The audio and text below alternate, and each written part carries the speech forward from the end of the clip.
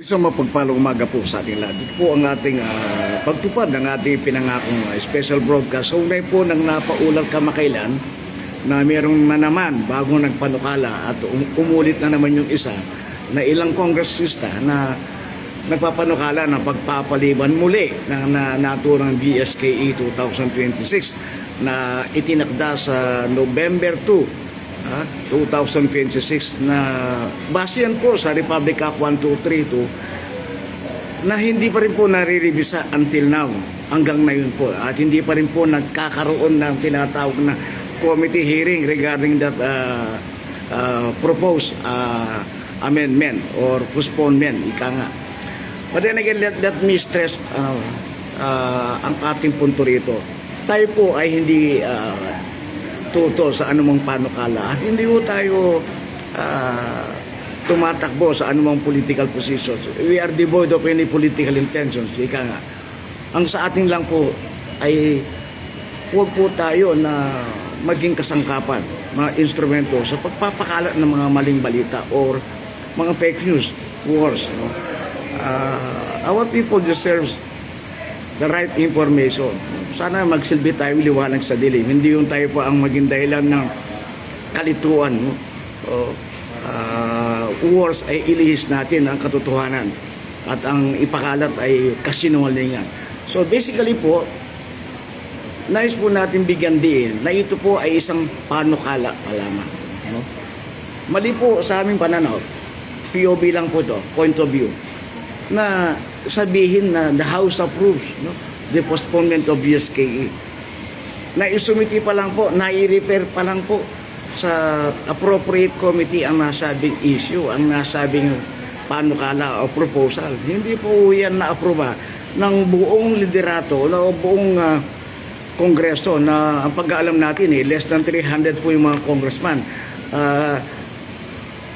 Gabi po nakapag-browse po tayo sa social media at meron po tayong naringgan na yung mga nagpanukala aanim, no?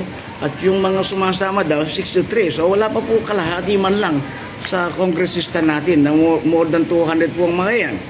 So sa second point naman po, ano ba yung dahilan nila, ang reason nila kung bakit nais nilang ipagpaliban muli, no? Reminder lang po, paalala lang po, ito na ang pangatlo kung sakali na pagpapaliban. Yan ba ay i-allow o papayagan pa ba ng Korte Suprema ang ikatlong postponement, ikatlong pagpapaliban ng naturang isinabatas na VSKE 2026? Ano po yung ating katanungan? So basically, ano po yung kanilang mga dahilan? Dito po nakalagay sa kanilang proposal ay yung tinatawag nilang national emergency, yung dahil po sa krisis sa oil o sa krisis sa Middle East, tayo po ay apektado at marami po ang naghihirap sa ating mga kababayan, lalo na mo yung transport sector. With due respect, no? In fairness kay Pangulong Marcos po, Bongbong Marcos, ay ginagawa po ang lahat upang matugunan ang nasabing krisis. Bakit? Nagbigay na po sila ng ayuda sa mga TODA, no? Nagbigay na rin silang tulong sa uplift program.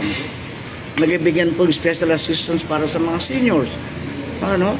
Bigay din po sila ng iba't ibang tulong, ayuda sa mga apektadong sektor. At yung usapin po na Middle East crisis, hindi natin totally control. Yun po ay international issue po yan. Major players po dyan, Amerika at Iran. Sila pong involved dyan. At ang ating pagkaalam, ang Malacanang po ay meron silang nakitang ibang pagkukunan ng nasabing oil or crudo.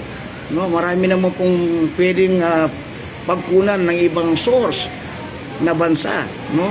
Nabanggit pa nga ang Russia at China. So, yun po ang issue ngayon. Ay, let the executive handle that issue. Huwag natin gawing dahilan yan para sa muling pagpapaliban, no? Ginagawa po ang lahat ng ating Pangulong Marcos upang matugunan ng issue yan. Yan po ay siniguro na rin ng ating Secretary ng Finance. Yung pangalawang issue nga nila, yung 19 billion ang kailangan ng ating COMELEC para may idaos po o may tuloy ang nasabing BSKE. Ayon po kay Atty. Erwin Garcia, ang ating COMELEC chair, 19 billion nga po, baka hindi daw suficiente yung 16 billion. May pera naman. Sinigurado na po ni Senator Win Gatchalian, ang chairman po ng Finance Committee ng Senado.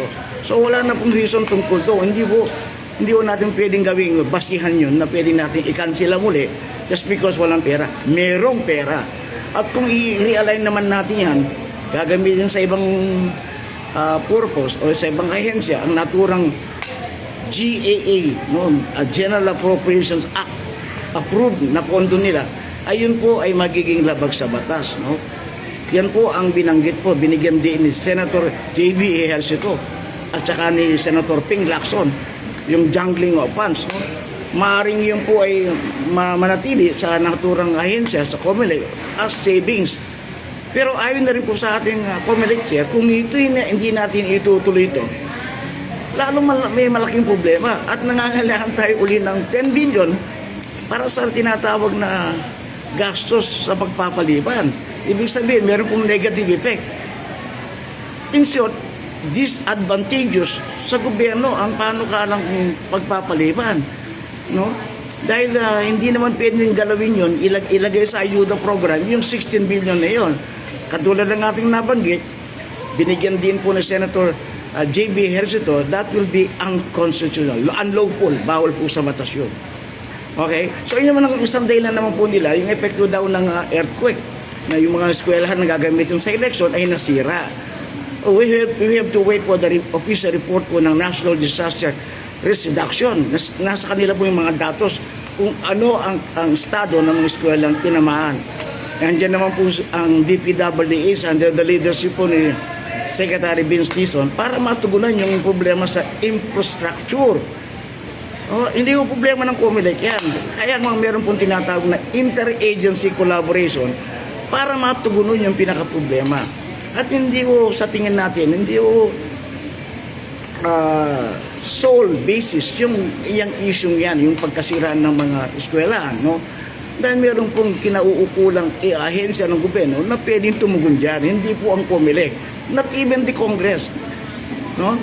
So kung titingnan po natin yung sinasabi nilang ibang dahilan pa, no, yung widespread impact daw ng election operations, sa totoo lang po, kung babasahin po natin yung reactions ng ating mga mamamayan sa social media, with due respect, not to brag, no, modesty aside, meron po tayong 2.9 million views sa isang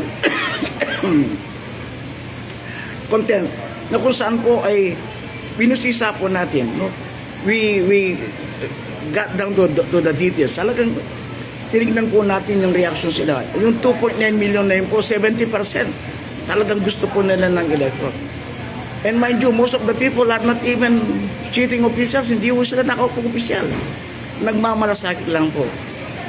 Sa aking personal point of view po, bagamat tayo po ay recognition, no? Alam po natin, naintindihan natin yung ating sitwasyon,